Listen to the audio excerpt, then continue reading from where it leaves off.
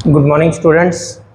आज ninth class के एक chapter in the kingdom of fools उसके बारे में बात करेंगे। नाइन्थ क्लास की सप्लीमेंट्री रीडर है जिसका नाम है मोमेंट्स उसका ये चैप्टर है। फोर्थ चैप्टर है इन द किंगडम ऑफ फूल्स। कहानी है एक ऐसे राज्य की जहाँ पर सभी लोग क्या हैं, जो राजा हैं, मंत्री हैं और जो लोग हैं वो क्या है, फूल्स हैं।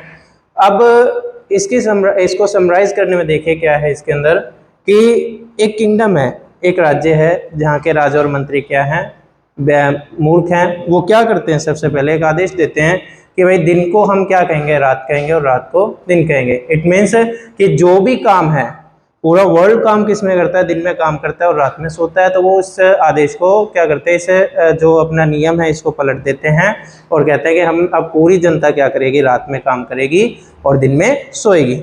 और इस आदेश को वो पूरी तरह से इम्प्लीमेंट करते हैं, लागू करते हैं और जो जनता है वो भी इस आदेश को मान लेती है। इनफैक्ट यहाँ तक कि जो उस राज्य के जो पशु भी होते हैं उनको भी ये सिखा दिया जाता है कि भाई आपको दिन में तो सोना है और रात को क्या करना है, जागना है। तो इसके बाद क्या होता है कि ये देखिए ये है जो लोग हैं वो डर के कारण क्या करते हैं, they were told for fear of death, की राजा ये आदेश देते हैं और जो इस आदेश को नहीं मानेगा उसको क्या किया जाएगा, उसको फांसी की सजा दी जाएगी, डेथ दी जाएगी उसे। तो एक बार क्या होता है, अब लोग डर के मारे उसे मानने लगते हैं। तो राजा और मंत्री जो काफी खुश होते हैं कि king and the minister were dilated at the success of their project. जो उन्होंने प्रोजेक्ट लागू किया उस पे, उसकी सक्सेस पे काफी खुश होते हैं वो। अब खुश होने के बाद अब होता क्या है, एक दिन एक गुरु और एक उसके disciple, one day a Guru and his disciple, गुरु एक और उसके डिसिपल का मीन क्या होता है, उनके जो शिष्य, गुरु और उसके शिष्य जो है, शिष्य वहां पे आते हैं, उस सिटी में आते हैं।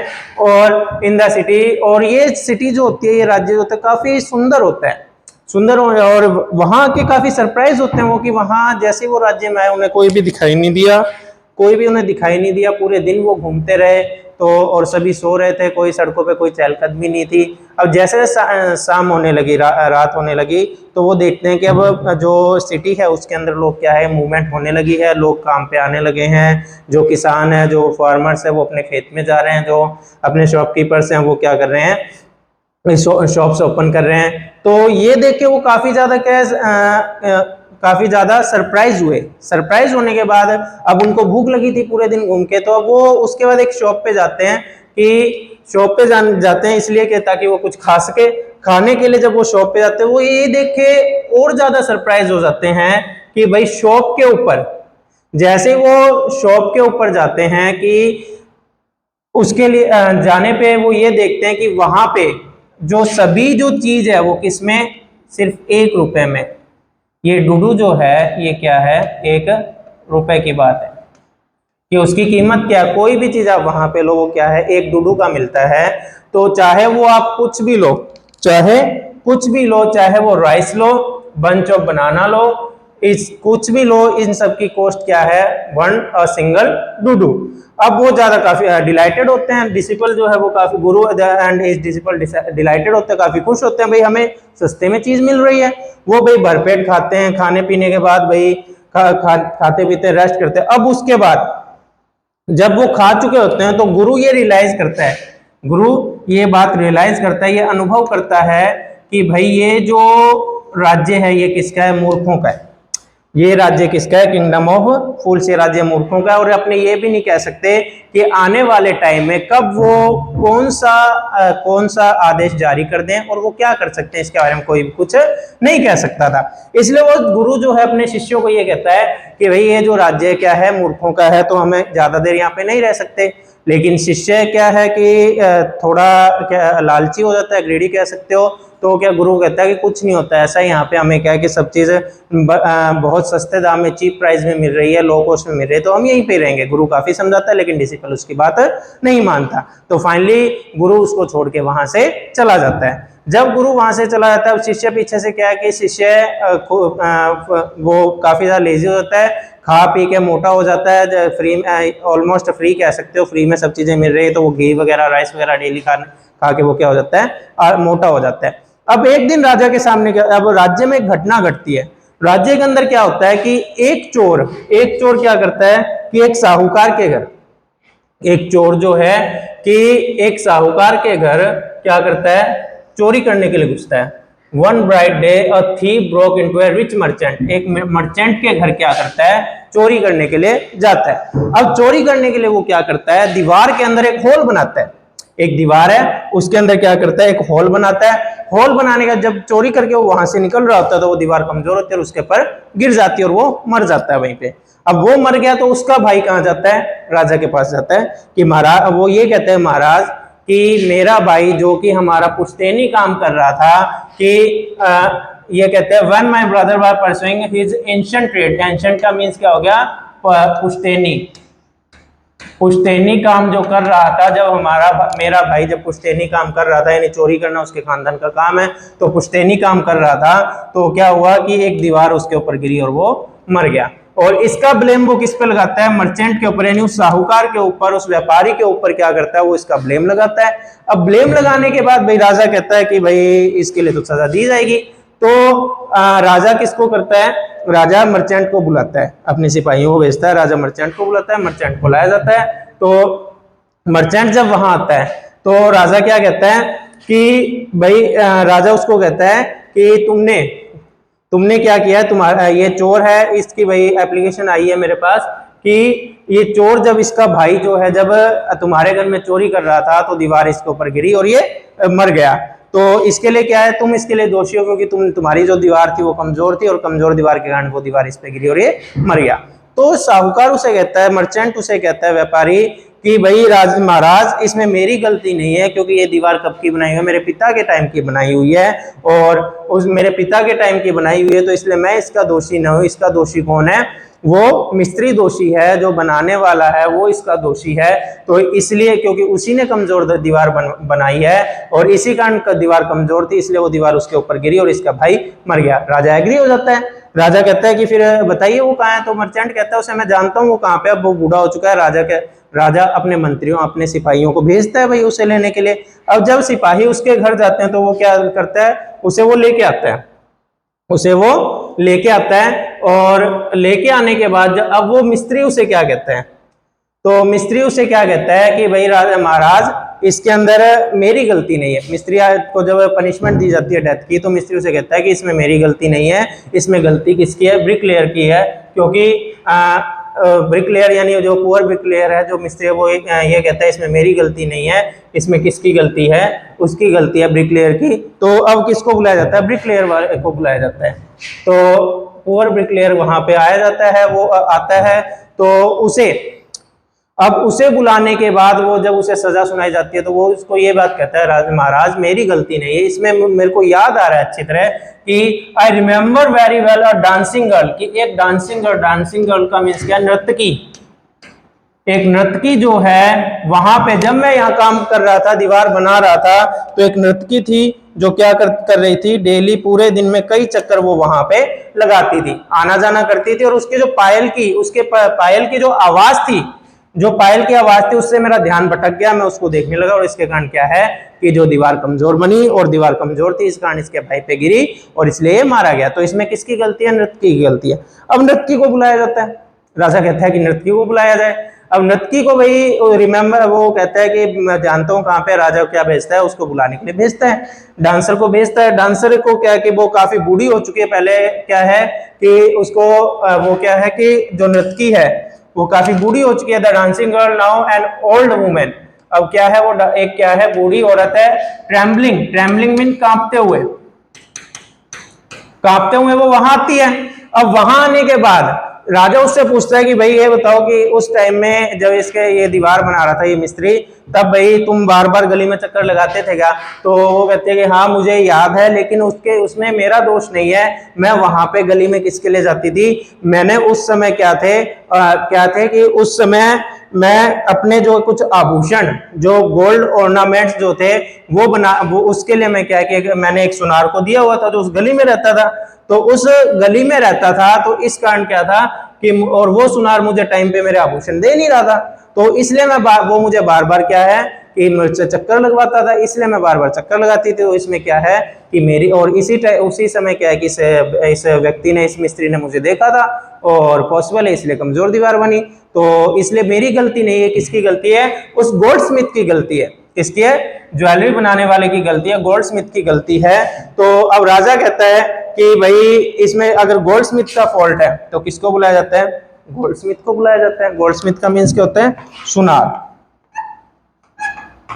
राजा किसको भेजता है? सुनार को बुलाने के लिए भेजता है। अब सुनार को लाया जाता है। सुनार को जब लाया जाता है, सुनार उसे क्या कहता है कि सुनार उसे कहता है कि राजा कहता है उसे कि भाई तूने इस नृत्य को चक्कर लगाए, इसके ऑर्नामेंट्स टाइम पे दिए नहीं, इसलिए ये बार बार उसके गले में चक्कर लगाती थी। और इस चक्कर के कारण क्या है कि मिस्त्री का ध्यान भटका, दीवार कमजोर बनी, और इसका जो जब भाई है, जब वो उसमें चोरी कर रहा था तो दीवार उस पर गिरी और वो मारा गया। तो अब सुनार क्या कहता है उसे कि इसमें मेरी गलती नहीं है। देखिए कंटिन्यू चल रहा है कि मेरी गलती नहीं है, इसमें किसकी गलती है? कि मैं उस समय, मुझे याद है कि उस समय जो है मैं किसी धनी व्यक्ति, एक रिच जो पर्सन है, उसके जो ऑर्नामेंट्स, उसके घर में शादी थी, मैं उसे मना कर नहीं सकता था और मुझे दबाव डाल रहा था कि जल्दी बनाने के लिए। तो इसलिए मैं बिजी था, इसलिए मैंने इसको बार बार चक्कर कटवाए। और इसलिए किसकी गलती है उसके अंदर? उस रिच मैन की गलती है, जिसके कारण क्या है कि ये नृत्य को बार बार मैं चक्कर लगवाता था। और वो कहता है कि आप तो जानते हो महाराज कि you know how important rich man are, कि जो धनी व्यक्ति है वो कितने इंपॉर्टेंट होते हैं। तो धनी व्यक्ति कितने इंपॉर्टेंट होते हैं, ये बात वो कहता है। तो राजा उससे पूछता है मुझे बताओ वो रिच मर्चेंट है कौन, कि वो धनी व्यापारी है कौन? Who is the rich merchant who kept you from finishing his poor women's jewellery. तो वो राजा उसे क्या कहता है कि भाई मुझे बताओ वो व्यापारी कौन है जिसने तुम्हें इसके, यानी इस पुअर गर्ल के, पुअर वुमेन के जो ज्वेलरी यानी आभूषण बनाने में देर करने के लिए विवश किया था। तो जिसके कारण क्या हुआ कि जो ब्रिक लेयर है वो डिस्ट्रैक्ट हुआ, उसका ध्यान भटका। डिस्ट्रैक्ट का मीन्स क्या होता है? ध्यान भटकना, ध्यान भटका। और इसके कारण क्या है कि इसकी जो दीवार है, इसके घर की दीवार कमजोर बनी, और जब उस चोरी कर रहा था तो वो इसके ऊपर गिरी और ये मारा गया। तो वो कहता है कि मुझे याद है कि वो व्यापारी जो रिच मर्चेंट कौन है। अब वो उस रिच मर्चेंट का नाम बताता है। अब मजे की बात यह है कि उस रिच मर्चेंट का नाम, वो रिच मर्चेंट कौन होता है? जिसके घर की दीवार गिरी है, जिसके घर की दीवार गिरी है उसी के ही फादर होते हैं, उसी ही फादर होते हैं। तो घूम फिर के बात कहां पे आ गई? वापिस उसी पे आ गई। देखिए फर्स्ट थीफ था, चोर था जिसने चोरी की, ठीक है। आरोप किस पे लगाया? मर्चेंट पे लगाया। मर्चेंट ने किस पे आरोप लगाया? ब्रिकलेयर पे लगाया। ब्रिकलेयर ने किस पे लगाया? उस डांसर पे लगाया। डांसर ने किस पे लगाया? उस ज्वेलरी यानी गोल्डस्मिथ में लगाया। और गोल्डस्मिथ ने किस पे, जो नाम बोला वो किस पे आ गया? उस मर्चेंट के ऊपर ही वो नाम आ गया। तो पूरा सर्कल घूमा, जहां से शुरू हुआ वहीं से खत्म हो गया, वापस वहीं पे घूम के आ गया। तो मर्चेंट क्या कहता है कि भाई महाराज, जब बात सामने आती है कि इस मर्चेंट के फादर की गलती है, तो मर्चेंट क्या कहता है? महाराज मेरी बात नहीं है, मेरे जो पिताजी वो तो मारे जा चुके हैं, तो मैं कैसे उनकी सजा ले सकता हूँ? तो राजा एक बात कहता है कि भाई जिस प्रकार से तुम अपने पिता की जो उसकी जायदाद के अंदर उनकी अच्छाइयों में इनहेरिटेड का मीन्स जो, यानी जो उनकी पुश्तैनी जमीन थी, जो you are inherited everything from the criminal father of yours, कि तुम अपने जो दोषी पिता हैं उनकी सारी की सारी संपत्ति पे अगर अधिकार रख रहे हो, तो उसके साथ साथ उनका जो सिन यानी उनके जो पाप हैं, उनके जो अपराध हैं उस पे भी, कि उसका भुगतान भी कौन करेगा? तुम्हें ही करना पड़ेगा। कि अगर अपने फादर की सब चीजें ले रहे हो, पुश्तैनी चीजें ले रहे हो, तो उनके द्वारा किए हुए पाप भी तुम्हें ही भुगतने होंगे। तो उसके बाद भाई राजा अपने आप को इंटेलिजेंट दिखाने के लिए बोलता है कि मैंने तो जब पहली बार तुम्हें देखा था ना, उसी टाइम मैं समझ गया था कि दोषी तुम ही हो। पर ठीक है, कानून था, इसके कारण थोड़ी देर हुई, लेकिन फाइनली हम किस पे पहुंच गए? डिस्कशन में, उस पे डिसीजन पे पहुंच चुके हैं कि भाई चोर को, जो रियल कल्प्रिट कौन है। अब एक फांसी के तख्ता तैयार किया जाता है। राजा आदेश देता है फांसी के लिए। न्यू स्टेक का मीन्स क्या होता है? फांसी का तख्ता, यानी बलि वेदी, फांसी का तख्ता, फांसी का तख्त तैयार किया जाता है। अब उसको स्टेक को शार्प करते हैं, तीखा कर रहे होते हैं, तो और वो बिल्कुल तैयार है। तो अब इसके बाद जो मिनिस्टर्स हैं, मिनिस्टर यानी उसका जो मंत्री है, ये ऑक्यूर करता है, ये उसको पता चलता है, ये एग्जामिन करता है कि भाई जो तख्ता है, जो बलि है, जो फंदा है, वो क्या है, काफी कमजोर है, यानी काफी मजबूत है, सॉरी काफी मजबूत है। और जो रिच मर्चेंट है वो क्या है, काफी पतला है, काफी पतला है, तो इस पे लटकाएंगे तो भाई कुछ होगा नहीं। तो वो कहते हैं, अब राजा कहता है कि वो राजा को इसके बारे में वार्न करता है। तो राजा उन्हें क्या कहता है कि ठीक है, एक मोटे व्यक्ति को ढूंढ के लाओ। तो अब मोटे व्यक्ति को ढूंढ के लाया जाता है। पूरे राज्य में क्या है कि एक मोटे व्यक्ति को, ऐसे व्यक्ति को ढूंढ के लाने के लिए कहा जाता है जो enough to fit the stack, जो कि इतना मोटा हो, a man fat enough to fit the stack, एक ऐसे मोटे व्यक्ति को ढूंढ के लाने के लिए कहा जाता है जो स्टैक यानी उस फंदे के लिए क्या हो, पूरा फिट बैठता हो। तो जो सर्वेंट्स हैं इमीडिएटली यानी तुरंत ही कहाँ जाते हैं, अपने नगर में जाते हैं। नगर में वो देखते हैं, अब उनकी नजर किस पे पड़ती है, their eyes fell on the disciple, उनकी जो नजर किस पे पड़ती है, उस डिसिपल पे, उस शिष्य पे पड़ती है जो कि खा खा के क्या हो चुका था, बिल्कुल मोटा हो चुका था, बहुत ज्यादा मोटा हो चुका था। वो राइस एंड व्हीट यानी चावल गेहूं चावल वगैरह खा के, घी वगैरह खा के वो क्या हो चुका था, कई महीनों में काफी मोटा हो चुका था। वो उसे पकड़ के ले जाते।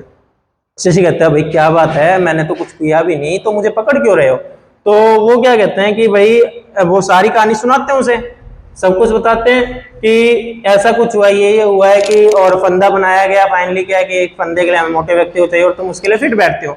अब शिष्यों को याद आती है अपनी गुरु की बात कि भाई मेरे गुरु ने कहा था कि ये जो किंगडम है किसका है, मूर्खों का है, तो यहाँ पता नहीं कब क्या कर दें। अब पछताता है, अब पछताते पछताते वो दिल से गुरु को आवाज लगाता है कि गुरुजी आइए और मुझे बचा लीजिए।